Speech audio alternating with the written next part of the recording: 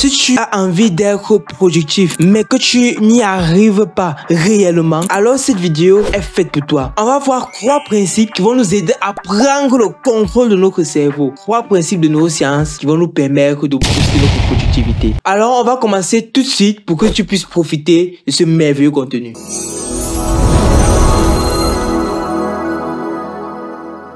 Alors, le premier point est de rester et penser positif. Chaque jour, nous faisons face à des difficultés qui nous empêchent d'atteindre nos objectifs. Et ces difficultés-là, ces expériences négatives nous poussent à développer en nous des pensées négatives. Ce qu'on appelle généralement des pensées limitantes. C'est ce qui arrive généralement lorsque nous sommes à l'école et que nous nous disons que nous ne pouvons pas faire la mathématique. Si tu arrives dans une salle de classe de seconde à 4 espagnol et que tu demandes est-ce que vous pouvez avoir de bonnes notes en mathématiques? Il n'est pas dit d'excellentes notes en mathématiques, il dit de bonnes notes en mathématiques. On dit c'est Dieu qui donne la maths, maman t'es trop dur. C'est pour les autres, c'est pour les personnes qui sont fortes. Ils ne cherchent même plus à faire un effort. Et comme ils ont ces pensées limitantes et qui ne pensent pas positif, leurs cerveaux sont même dégoûtés à la simple pensée de la mathématique. Alors comment on fait pour pallier à cela? Abraham Karim recommande arrêter de parler ou bien de se projeter en action qu'on ne va pas faire. Ce qu'on appelle les anti-objectifs, mais plutôt définir clairement quels sont les objectifs qu'on doit atteindre. Donc on ne va pas dire je ne dois plus me réveiller tard le matin. Non, on va dire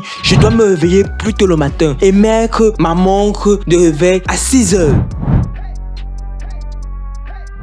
Il est très important pour toi que lorsque tu as un objectif, tu te visualises lorsque tu as réussi. Parce que tu mets ton cerveau dans un état d'objectif atteint. Et cela s'est déjà vérifié avec plusieurs grands qui ont fait des choses exceptionnelles. Déjà, la devise de Walt Disney c'est si tu peux le rêver, tu peux l'accomplir. Donc, visualise. Permets à ton esprit de goûter déjà à la dopamine, la réussite de cet objectif que tu n'as pas encore atteint, mais que tu ressentiras lorsque tu l'auras atteint. Et lorsque tu vas donner ce petit échantillon d'extase à ton cerveau, il sera beaucoup plus motivé à exécuter cette tâche-là et donc à te permettre d'atteindre ton objectif. Le 3e point est celui de lâcher prise. Parce que oui, beaucoup de personnes se mettent la pression.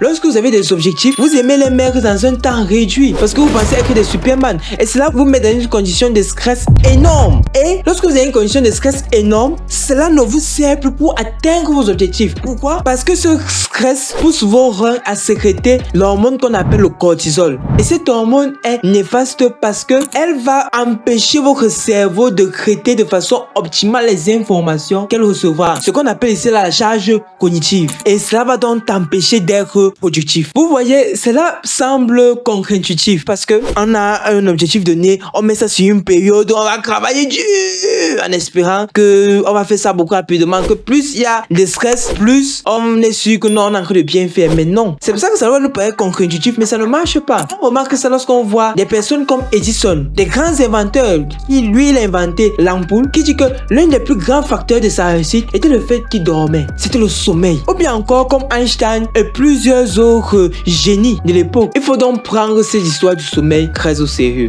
Éviter d'être stressé. Mettre des objectifs dans un temps où on peut naturellement exécuter ça seulement en étant motivé, en ayant l'état d'esprit du succès, en visualisant le succès pour motiver notre cerveau et en étant positif quant à notre capacité de réussir ce projet. Donc c'était ces 3 points que je voulais présenter avec toi aujourd'hui pour pouvoir, grâce à ces principes de neurosciences, permettre à ce que tu dupes ton cerveau, tu contrôles ton cerveau afin d'être plus productif. Alors si tu as aimé cette vidéo, je t'invite à liker, à partager et aussi à t'abonner à la chaîne et activer la petite cloche de notification pour avoir donc accès à toutes les autres vidéos qui sont proposées sur cette chaîne plus tard. C'était Yannick Andy, merci de m'avoir suivi et on se dit à bientôt pour une autre vidéo. Donc ciao gars.